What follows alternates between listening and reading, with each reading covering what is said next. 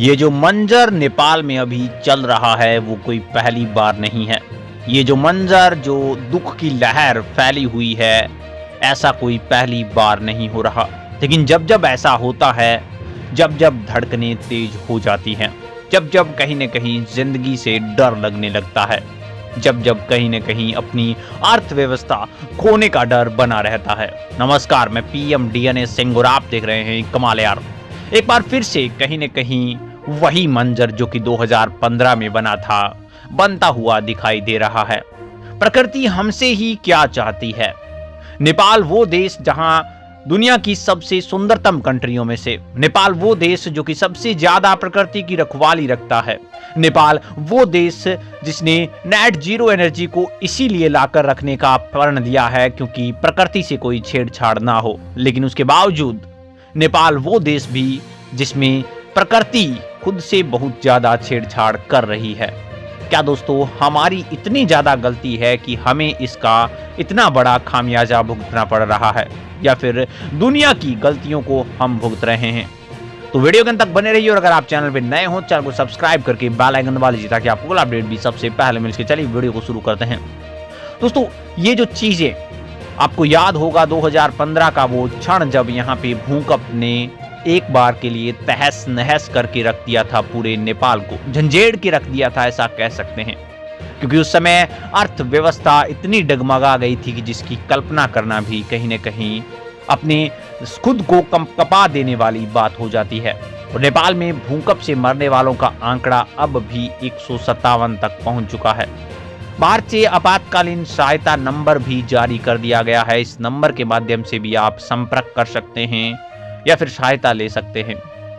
मैं आपको बता दूं कि नेपाल की राष्ट्रीय भूकंप मानक केंद्र के अधिकारियों के अनुसार रात 11:47 पर यहाँ पे भूकंप के झटके देखने को मिले, जिसका केंद्र था जाजरकोट में जमीन के नीचे 10 किलोमीटर की गहराई में था। भूकंप का असर भारत और चीन में भी महसूस किया गया है। पश्चिमी नेपाल में भीषण भूकंप से मरने वालों की संख्या लगातार बढ़ती जा रही है। नेपाली गृह मंत्रालय के अधिकारियों ने बताया है कि जाजरकोट में यहाँ पे रुकुम पश्चिम में 157 लोगों की मौत की पुष्टि कर ली गई है। करीब 200 लोग घायल भी हैं और उन्होंने कहा कि भूकंप से यहाँ पे 2500 घर तबाह हो गए हैं। वहीं पे 1800 घर पूरी तरह से क्षतिग्रस्त हैं, जिनको दोबारा ही बनाना पड़ेगा। उनमें किसी भी प्रकार का मॉडिफिकेशन नहीं हो सकता। यहां तक कि भूकंप से 80% घर हैं वो अभी तक तबाह हो चुके हैं। दोस्तों, यहां पे हजारों की संख्या में घायलों की संख्या बताई जा रही है। एक्चुअल में ये बात है, क्योंकि 250 लोगों की पुष्टि करना अलग बात है और जो धरातल का आंकड़ा है वो अलग बात है। आपातकालीन नंबर भी मैं आपके सामने शेयर करना चाहूंगा। ये जो आपातकालीन नंबर है वो है +977 9851316807। इसके ऊपर संपर्क कर सकते हैं, जो कि भारत ने जारी करा है, और विदेश मंत्रालय की तरफ से जारी इस नंबर पर संपर्क करके आप भूकंप से संबंधित किसी भी प्रकार की यहाँ पे अपील कर सकते हैं या फिर आप सहायता के लिए कोई भी डिमांड कर सकते हैं। भारत के पीएम नरेंद्र मोदी ने भूकंप के कारण हुई जान माल हानि पर दुख भी व्यक्त करा है और भूकंप को लेकर काठमांडू में एक बैठक भी कराई जाएगी।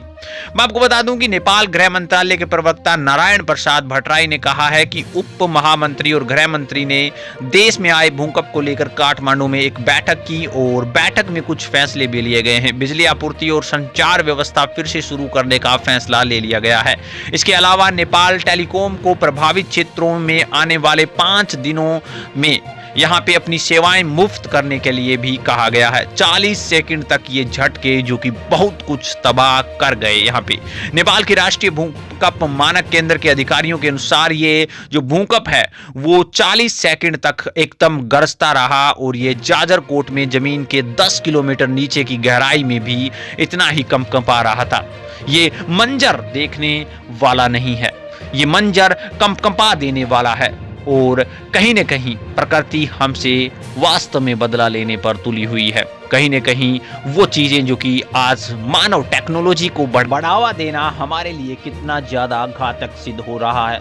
दोस्तों जरूर भारत सहायता कर रहा है, जरूर मैं कहूँगा कि और भी सहायता करने के लिए आ जाएंगे देश, लेकिन जो जाने गई हैं, जो मकान गए हैं, जो अर्थव्यवस्था पर ठेस पहुंची है, जो प्रकृति नष्ट कर रही है, उसे क्या सहायता किसे यहाँ पे बदला जा सकता है, इसके बारे में अपने विचार कमेंट सेक्शन में जरूर लिखिए। चलिए आज के लिए दिन रखता हूँ, नया अपडेट मिलता है फिर आपके सामने हाजिर हूं। तो वीडियो को लाइक कीजिए, शेयर कीजिए और अगर आप चैनल पर नए हो चैनल को सब्सक्राइब करके बेल आइकन दबा लीजिए ताकि आपको अपडेट भी सबसे पहले मिल सके।